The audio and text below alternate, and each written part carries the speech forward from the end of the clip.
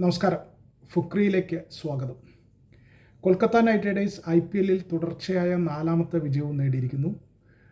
ഇന്നവർ ഡൽഹി ക്യാപിറ്റൽസിനെ 8 വിക്കറ്റിന് തകർത്ത് കളഞ്ഞു.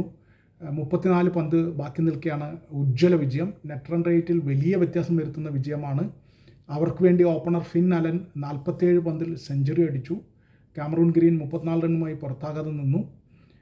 ഉജ്ജ്വല വിജയം, എല്ലാ അർത്ഥത്തിലും ഉജ്ജ്വല വിജയം. തുടർച്ചയായി 4ാമത്തെ കളിയാണ് വിജയിക്കുന്നതെന്ന് കൂടി കണക്കിലെടുക്കുമ്പോൾ ഉജ്ജ്വല വിജയമാണ്. ഇപ്പോൾ അവർക്ക് 10 കളികളിൽ നിന്ന് 9 പോയിൻ്റ് ഉണ്ട്. ഇനി 4 കളികൾ കൂടി ബാക്കിയുണ്ട്. ഇപ്പോൾ തുടർച്ചയായി 4 കളികൾ ജയിച്ച അവർക്ക് അടുത്ത 4 കളികൾ കൂടി ജയിക്കുക അസാധ്യമല്ല. തീർച്ചയായിട്ടും അതിൽ 3 കളിയോളം അവരുടെ ഹോം ഗ്രൗണ്ടിലാണ്, കൊൽക്കത്തയിലാണ് എന്നതുകൂടി അവർക്ക് അഡ്വാൻറ്റേജ് ഉണ്ട്. അക്കാര്യത്തിൽ ഇന്ന് അവർ അക്ഷരാർത്ഥത്തിൽ ഡൽഹി ക്യാപിറ്റൽസിനെ വാരിക്കളഞ്ഞു. ഡൽഹി ആദ്യം ബാറ്റ് ചെയ്തു. കൊൽക്കത്തയ്ക്ക് ടോസ് കിട്ടി, ഡൽഹിയെ ബാറ്റ് ചെയ്യാൻ വിട്ടു. ഡൽഹി 20 ഓവറിൽ 8 വിക്കറ്റ് നഷ്ടത്തിൽ 142 റണ്ണാണ് ആകെ അടിക്കാൻ കഴിഞ്ഞത് അവർക്ക്.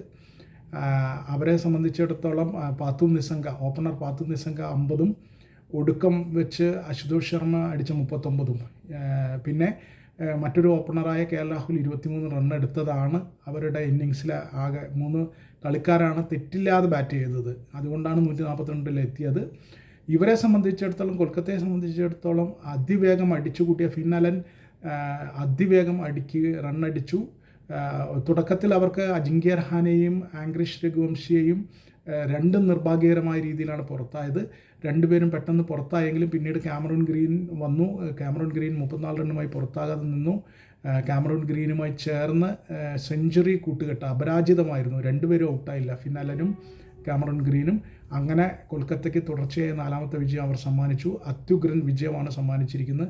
തീർച്ചയായും കൊൽക്കത്ത നൈറ്റ് റൈഡേഴ്സ് മുന്നോട്ട് തന്നെയാണ്. അതേസമയം ഡൽഹി ക്യാപിറ്റൽസിനെ സംബന്ധിച്ചിടത്തോളം അവരുടെ 11 കളി കഴിഞ്ഞിരിക്കുന്നു. ഇപ്പോഴും 8 പോയിന്റിലാണ് അവർ നിൽക്കുന്നത്. 4 കളി മാത്രമാണ് ഈ 11 ജയിച്ചത് അവർ. അതുകൊണ്ട് തന്നെ ഇനി മുന്നോട്ടുള്ള പോക്ക് വളരെ ദുഷ്കരമാണ് അവരെ സംബന്ധിച്ചിടത്തോളം. ഇനി 3 കളി ജയിച്ചാലും, ബാക്കിയുള്ള 3 കളി ജയിച്ചാലും പ്ലേ ഓഫിൽ കടക്കാൻ കഴിയുമോ എന്നത് മറ്റ് സാധ്യതകൾ കൂടി കണക്കിലെടുത്തേ പറയാൻ കഴിയും.